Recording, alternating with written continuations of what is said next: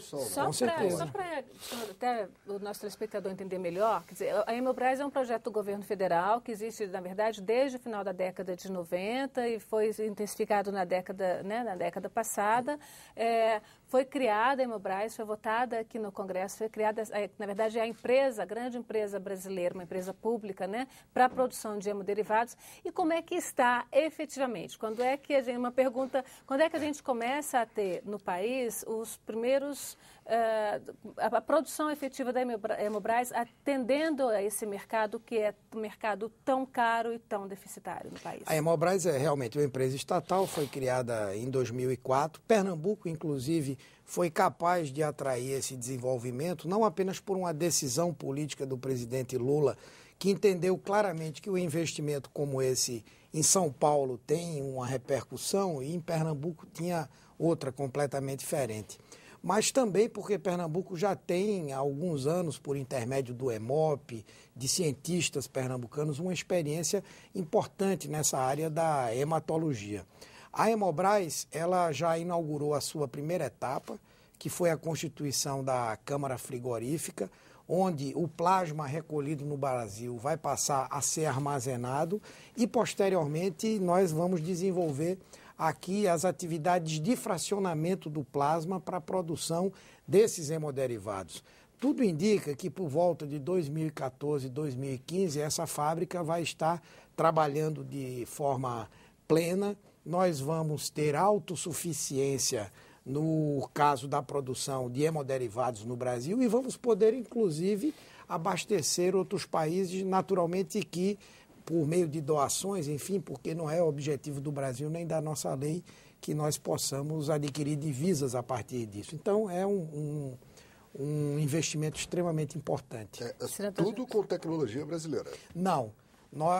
A Hemobras, inclusive, ela licitou a tecnologia é do laboratório francês LFB, e hoje nós temos vários técnicos pernambucanos se especializando na França. Um dos problemas hoje da Hemobras é que esses profissionais vêm da França com um nível de conhecimento bastante aprofundado, bastante avançado, e que não temos hoje na Hemobras uma estrutura capaz de fixar esse profissional na empresa. Então, por exemplo, esse é um problema que nós vamos ter que resolver. O governo forma para a iniciativa privada. Vai terminar acontecendo isso. Não tem dessa infraestrutura. Senador Jarbas, o senhor estava querendo falar também sobre o assunto? Que nada na vida cai do céu. Nada na vida. É verdade. Faltou crédito com relação ao governo de Pernambuco, e eu era governador, e o governo teve uma participação decisiva junto ao governo federal de Luiz Inácio Lula da Silva para levar e implantar a Hemobras em Pernambuco. Agora, essa questão Só um registro histórico. Essa questão da formação de mão de obra, todos esses projetos, eles são muito grandes, eles já estão funcionando, mas estão funcionando na costa. Eles estão trazendo gente do interior, uma migração de gente do sertão, gente do agreste para a região litorânea, que é mais ou menos o histórico do Brasil inteiro. Pernambuco não é exclusivo nisso, o Nordeste inteiro, o Sudeste inteiro acontece isso. A Flávio Mendes Soares, o Flávio Mendes Soares, ele é de Vitória de Santo Antão, que é a região mais ou menos costeira, e ele afirma que o município está recebendo algumas empresas que, segundo ele, as vagas de serviço braçal estão sendo ocupadas pela população local, mas os cargos mais qualificados são de pessoas de fora da região. Pernambuco está importando essa mão de obra mais qualificada. Então, ele pergunta quais são as metas para a qualificação da população local. Mas eu queria estender essa pergunta. Quando é que a gente vai investir, ou se existe uma intenção, ou já projetos, para investir no interior, em áreas que sejam passíveis de gerar desenvolvimento no interior, para que esses jovens não se formem e saiam de lá? Tecnologias voltadas efetivamente para o interior. É difícil.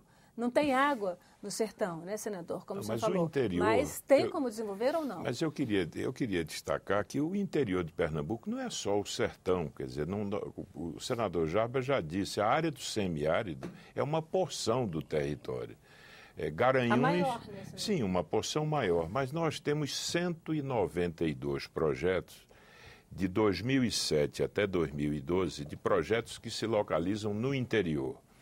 E eu gostaria de dizer que não há possibilidade de você realizar projetos como plantas petroquímicas e grandes refinarias, você disseminar. Primeiro, você só tem uma refinaria no estado que está perto da zona portuária. O desafio é como nós vamos integrar esses grandes projetos à base econômica do estado e utilizá-los para dinamizar essa base. Por exemplo, nas plantas petroquímicas, nós vamos fazer filamentos de poliéster. E com isso, nós vamos poder relançar a indústria têxtil em Pernambuco. Para lhe dar um exemplo de interiorização, há uma fábrica de fios de poliéster que está se implantando em Timbaúba, na Mata Norte do estado, no interior do estado, que vai utilizar o filamento de poliéster que está sendo produzido no complexo petroquímico. No município de Glória de Goitá, que está no Agreste Central, nós vamos localizar um dos mais importantes projetos para fazer cabeçotes de motores da WHB, um investimento de 400 milhões de reais. A BR Foods, que representa a fusão de Perdigão e Sadia, a unidade de lácteos da Perdigão se localiza lá no Agreste Meridional, em Bom Conselho. Está funcionando. A mão de obra está sendo treinada lá em Garanhuns, numa unidade do Sistema Senai. A outra unidade da BR Foods se localiza em Vitória de Santo Antão, também no interior de Pernambuco. Em Carnaíba, lá no Alto Sertão, uma cimenteira, a cimenteira Santo Antônio, está sendo implantada. Lá na Mata Sul, em Ribeirão, uma unidade da Eucatex, que fabrica tintas. Portanto, há 192 projetos de plantas de médio, pequeno, médio e grande porte que estão chegando ao interior de Pernambuco. A questão é que os grandes projetos têm maior visibilidade, mas no que está acontecendo em Pernambuco, quem vai ao interior de Pernambuco sabe que as coisas estão acontecendo. Mas, evidentemente, temos ainda um imenso desafio de poder desconcentrar mais a base econômica do Estado. Senador, é verdade, eu fui ao interior de Pernambuco, não tão interior, eu só cheguei até Garanhuns, fui a Caruaru, realmente vi a pujança desse polo, do polo têxtil nessa região de Caruaru e Toritama, principalmente, né, que são os dois maiores municípios ali da região, e também em Garanhuns a questão da bacia leiteira muito forte no estado. Mas a gente tem problemas lá também e nós vamos trazer uma pergunta de uma pessoa lá de Caruaru que a região está enfrentando uma concorrência e a gente gostaria, muito grande, muito predatória, a gente gostaria de mostrar essa pergunta para os senhores. Eu gostaria de saber, representando aqui o Polo de Confecções, que política econômica, que discussão está existindo em relação à proteção desse polo no sentido da concorrência predatória do produto chinês. Senador. Bom, eu acho que esse realmente é um problema da mais alta gravidade. E o importante aqui não diz respeito... Esse é um dos setores mais atingidos, mas outros setores importantes também têm sido atingidos por essa concorrência. O caso, por exemplo, Pernambuco agora está recebendo um investimento de mais de 500 milhões de reais de uma companhia produtora de vidros, que uma das grandes dificuldades é exatamente também na área da importação de vidros, a competição predatória que existe no Brasil.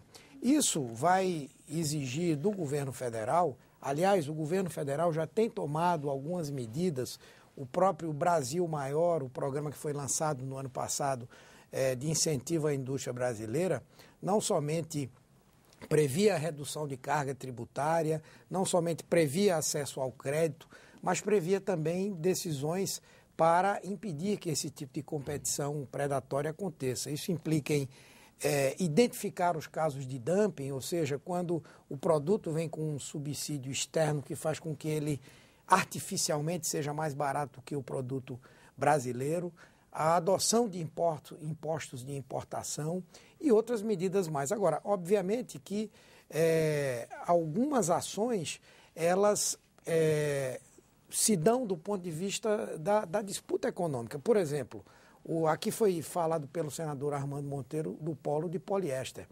Qual é o grande papel que isso vai ter para a economia de Pernambuco? O fato de que nós vamos ter acesso a uma matéria-prima, que é o POI, o filamento de poliéster, bem mais barato, que vai fazer com que a indústria têxtil se viabilize e que esse produto da indústria têxtil ele possa ser utilizado pela indústria da confecção em condições de competir com esse produto estrangeiro. Então, é a combinação dessas ações que vão permitir que isso ocorra. Eu queria complementar nessa linha da defesa comercial, quer dizer, há um projeto que foi aprovado aqui, nessa casa, que submete os produtos importados a normas de certificação técnica que são exigidas do produto nacional, porque nós vivíamos uma situação em que não se exigia dos produtos importados as mesmas normas de conformidade física, de certificação, que são exigidas aqui.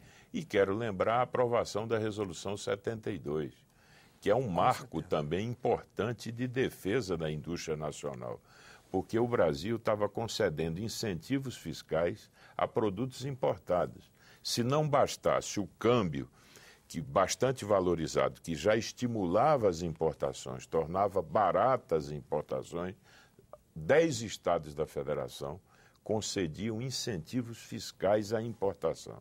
Portanto, agora, com a aprovação da Resolução 72, há setores, especialmente o setor têxtil e de vestuário, que vão, em grande medida, viver um momento diferente, porque passam a ter uma alíquota uniforme na importação, sobretudo no que diz respeito ao ICMS. Senadores, deixa eu tentar lançar uma outra questão aqui que diz respeito a Pernambuco, ao desenvolvimento de Pernambuco, mas também de todo o Brasil. Os senhores citavam aí a questão do acesso à matéria-prima, no caso do poliéster, é um fator indutor do desenvolvimento. Infraestrutura, proximidade de portos, uma boa ferrovia é outro fator indutor do desenvolvimento. Agora, no Brasil a gente trabalha muito e paga bastante imposto ao governo. Para vocês terem uma ideia, a energia elétrica brasileira é uma das mais caras do mundo. E isso acaba tornando alguns setores criando dificuldade para que esses setores estabeleçam um padrão de competitividade com a indústria de outros países. É claro que há dumping, há tudo isso. A questão tributária é uma questão nacional, tenho certeza que interessa a Pernambuco, é uma questão que pode ser resolvida ainda nesse governo. Vou perguntar ao senador Humberto Costa, que é do partido da presidente Dilma. O que o senhor acha, senador? Olha, eu acho que o governo tem feito um esforço sério no sentido de reduzir a carga tributária, especialmente para a indústria brasileira. Isso, naturalmente, que diante de um ambiente de crise como esse que nós vivemos e também da necessidade do governo preservar a sua receita, tem sido feito de forma seletiva, inclusive procurando beneficiar setores que são fortemente geradores de emprego, né? Nós já vivemos em 2009, hoje continuamos a viver a redução de IPI sobre vários produtos, sobre a indústria automotiva, sobre a chamada linha branca de eletrodomésticos e outros setores também que foram beneficiados, inclusive com a redução da tributação sobre a folha de pagamentos, que é muito importante no sentido de favorecer aqueles setores que empregam fortemente mão de obra, não é? Então, eu acho que muita coisa está sendo feita. Eu acho que o governo está tomando algumas medidas que poderão, inclusive, se tornar medidas definitivas, configurando uma espécie de reforma tributária, ou criando as condições para que essa discussão se faça de uma maneira mais adequada, mais ampla e que possa realmente dar conta de nós reduzirmos a tributação. Existem questões que precisam ser enfrentadas. É um problema. Hoje, no Brasil, a questão da tributação do investimento é um problema sério. Alguém investe e já começa a pagar imposto antes de estar produzindo. São coisas que precisam ser enfrentadas, mas eu acho que o governo está alerta para essa situação. Senador Jarbas Vasconcelos. Posso pedir ao senador para deixar para o próximo bloco? A gente já está com o tempo. Não esqueça de mim. Não esqueça. A gente começa o segundo bloco com o senhor senador, que a gente já está com o tempo desse bloco um pouquinho estourado. Vamos para um novo intervalo. Você ainda pode participar pelo Alô Senado 0800 612211, pelo site senado.gov.br/Alô Senado ou pelo Twitter @TV Senado. A gente volta já já para o último bloco do Assunto de Estado Pernambuco.